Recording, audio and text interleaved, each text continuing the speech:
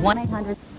Hurricane George leaves Puerto Rico and the Virgin Islands disaster areas and has knocked out power on the Dominican Republic. Now comes the first call to get people in the United States out of what may become a dangerous location.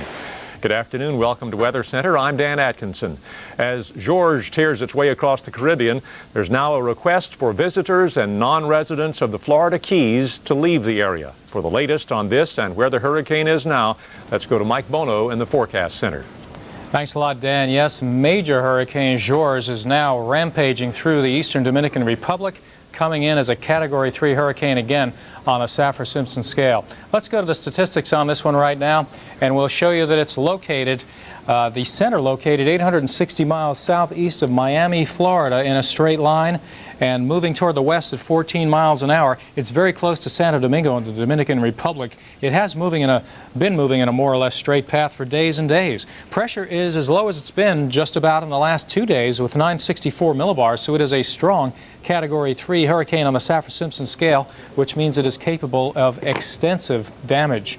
Now, we still have warnings out. Hurricane warnings, meaning within the next 24 hours, hurricane conditions are more likely than not, that go all the way out to southern Cuba, the Turks, Caicos, and southern Bahamas, and of course all coastal areas of the Dominican Republic. After 24 hours, more like 36-hour time frame, central Bahamas and central coastlines of Cuba have a hurricane watch in effect. The Dominican Republic has been hit hard already. Residents in that island country braced as the strong winds as Hurricane George came ashore this morning. People began gathering in shelters early in the day. George is still rocking the area, and it'll continue its journey across the island throughout today. As we have our expert, Dr. Steve Lyons.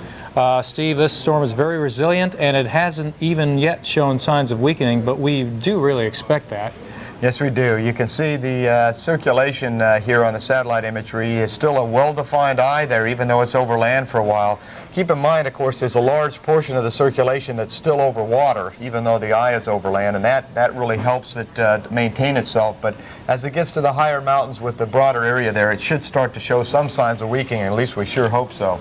Right. On our visible satellite imagery, again, the eye visible, and this is where you can actually see through it. But it looks like we have some clouds in the eye, so some signs of weakening. See, at the beginning of the loop, you could see right to the ground, but now it's getting a little enshrouded, so maybe finally we're getting a little slippage in the intensity. Yeah, that's right. We should see quite a bit of a decrease by the time it gets to the central island here if it stays over land. If it goes over off land, then we may not see much decrease at all. I've noticed the west side of the hurricane getting a little flatter today. Now, we noticed before the weakening east of the windwards that there was some shear coming in. Do you think there's any kind of shear, or do you think the island of Hispaniola itself is flattening out the west side of it? I think most of this is high cloud that's been flattened, and so what we're really seeing is an upper level low to the west of the circulation out in this general direction that's going to help cause the system to move more in a west-northwest or northwest track as it tracks, after it tracks through the Dominican Republic and Haiti. So the actual structure of the storm is still quite strong as we go. It sure looks like it to me, yes. Now, out in Puerto Rico, you could see a lot of cloudiness, and they have seen in some of the outlying hilly areas as much as 20 to 25 inches of rain, devastation, mudslides, and some deaths attributed to that. And the rain is still very intense in central and western Puerto Rico. It sure is, and you can see more bands of heavy rain moving into the Ponce area. They're going to be buried with rain by later this afternoon, and it's only very slowly moving to the west, the overall rain pattern in the western half of Puerto Rico. The eastern half is pretty much clear of heavy rain now. So our hearts go out to the folks in Puerto Rico, a very serious situation there. Zooming in, the Dominican or Santo Domingo right about here, looks like the winds will be coming around to onshore, and that's probably going to be when the capital gets its worst conditions, isn't it? That is right. Over here on the east side, the flow is basically here. When this circulation comes up here, you'll have the onshore flow, and into this area right in here, we should see some significant storm surge there. All right. Well, the big picture, of course, leaves us with questions about Florida, Cuba, the Bahamas, which direction it's going in. And right now in the Florida Keys, we have a lot of preparations going on. In fact, folks in the Keys really need to be prepared. We have some more information on that right now. Right now, we have a phased evacuation started with mandatory evacuation of the non-residents as of 8 o'clock. We plan on phasing an evacuation of special segments of the population later today and tomorrow. We anticipate the majority of the evacuation orders being issued tomorrow.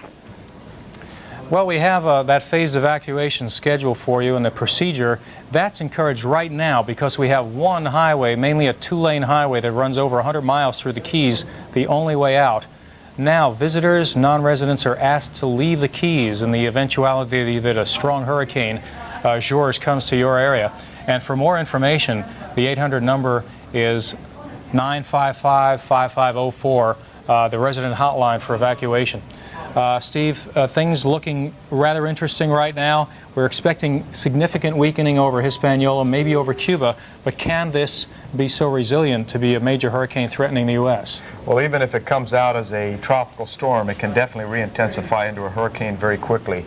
The water out in this area of the Bahamas is about the warmest it is in the entire Atlantic Ocean, so even though it's going to weaken over land, we expect it to come out as roughly a Category 1 and can continue on through Thursday and Friday and intensify as it approaches the southeast part of the United States. So we can see that it's a fairly average day in South Florida today, a good day to go out to Home Depot, to Lowe's, to get the plywood, to get the batteries, to make sure you have water in your house, supplies, food supplies, make sure the car is gassed up. Now is really the time to be prepared in Florida in the eventuality that this does come in hard. That's right, and hopefully you've already prepared on most of those counts, as all you need is a few minor things to do rather than a whole bunch of things to do. Steve Lyons, thanks a lot. Well, we have a major hurricane once again, George, moving through the Dominican Republic, and this is a critical day to see what happens, how much it weakens over that major island. When you're not watching TV, when you're on the web, it's weather.com for the latest from our website. Back to the studio, here's Dan Atkinson. Thanks a lot, Mike. And across the United States, many areas enjoying quiet late summer weather, but it is unsettled again once more today across portions of Oklahoma, where western Payne County has been under a severe thunderstorm warning for the past hour. Result of moisture riding up and over this frontal zone, and upper level disturbance as well. And we take a closer view of radar, and you can see thunderstorms rumbling to the north of Oklahoma City, moving to the east at about 25 to 30 miles per hour. You're getting some rain across the northeastern portion of the country today, some light rain for the most part along the frontal zone, which has become stationary, producing a good deal of rain across central portions of New England. And you are likely to have some showers off and on through the day because the frontal system is fairly stationary. That front separates some significantly cooler air. In fact, you've had a real cool down in the Amarillo area. You're 27 degrees cooler now than you were yesterday at this time. Right now you're 49 degrees in Amarillo. George continues to relentlessly pound the Dominican Republic. Let's start with your tropical update, and then we'll take a look at severe weather in the states. First off, we do have the satellite view for you, not only of George in the center of your screen, but I want to let you know first off that the area of cloudiness that you see in the Gulf of Mexico here is an area of clouds and showers, some thunderstorms that is not showing any signs of development. It is related more to an upper level low over the state of Texas.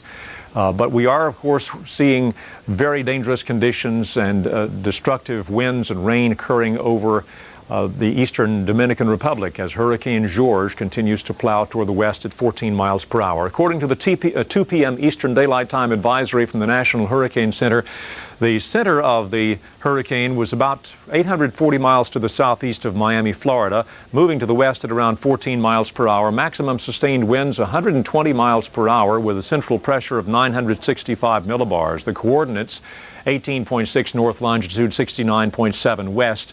And in light of this strength and this motion, hurricane warnings are in effect, as you can see, for the Dominican Republic as well as Haiti. Those are the two nations which make up the island of Hispaniola. Also covered by hurricane warnings, the Turks and the Caicos Islands, the southeastern Bahamas, and eastern Cuba. Hurricane watches are posted for the central Bahamas as well as central Cuba. Here's a look now at the satellite view, and you can see distinctly the eye here, which is actually beginning to fill in as the core of the hurricane is moving over the eastern Dominican Republic. This filling in of the eye for now is as expected, and we do expect, with the center of the hurricane circulation over the Dominican Republic and making its way progressively toward higher elevations. In fact, some of the mountains here in central Hispaniola go up to 10,000 feet. It's expected to weaken Hurricane George considerably. Not safe to say how weak it may be or how strong it may remain once it comes out over the western end of Hispaniola early tomorrow. But of course, that is certainly going to be a very important clue as to what happens on downstream. We take a look at the precipitation associated with Hurricane George. It's still, the trailing edge of the precipitation still covering the eastern, or the western half, I should say, of the island of Puerto Rico. We're not getting many reports out of the islands on back toward, say, the Virgin Islands and smaller islands in the northeastern Caribbean. We know many people are wondering what sort of damage was done as Hurricane George plowed through those areas. Unfortunately, communications have been cut in many cases, and not much information is coming out. But we do know that many areas in on the island of Puerto Rico are without power. Most areas are without power, and most people also having trouble getting water. And right now, the relentless pounding that the Dominican Republic is getting from this hurricane is, of course, causing very dangerous conditions there. Many people have fled to shelters. Here's the strike probability over these hours to come, over these days to come, actually.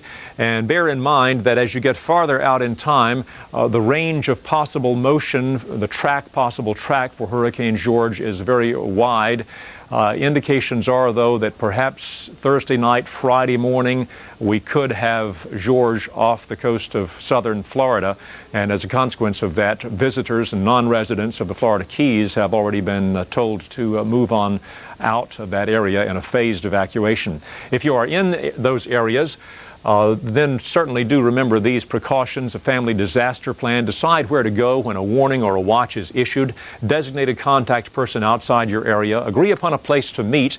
Develop an evacuation plan with various routes. And it's a good idea, of course, to have a disaster supplies kit, which would include water, non-perishable food, flashlight, battery-operated radio, first aid kit, extra batteries, and keep everything in one place. Quick look at further east out in the Atlantic. Tropical storm Ivan, maximum sustained winds of about 50 miles per hour. It's 840 miles to the west-northwest of the Cape Verde Islands. No change in its strength expected over the next 24 hours.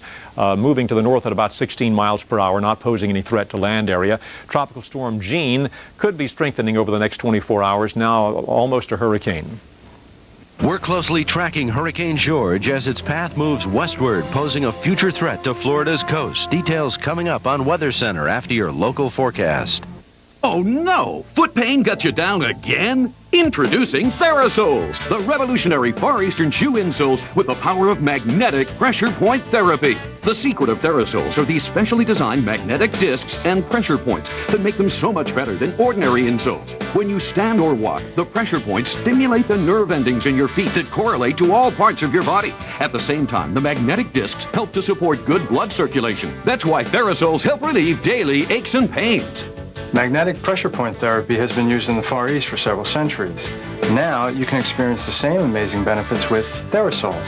Therasoles are only $19.95. But wait, call within the next 10 minutes. We'll double your order absolutely free. That's right, you get 2 pairs of Therasoles for just $19.95. Order now. To order Therasoles and receive a second pair absolutely free, have your credit card ready and call toll-free 1-800-290-3400. Please specify men's or women's insoles, or send check or money order for $19.95 plus $4.95 shipping to this address. Mud holes, dirt roads. Most people wouldn't think of driving through stuff like that. But then that's the beauty of Subaru all-wheel drive. It automatically transfers power from the wheels that slip to the wheels that grip, which means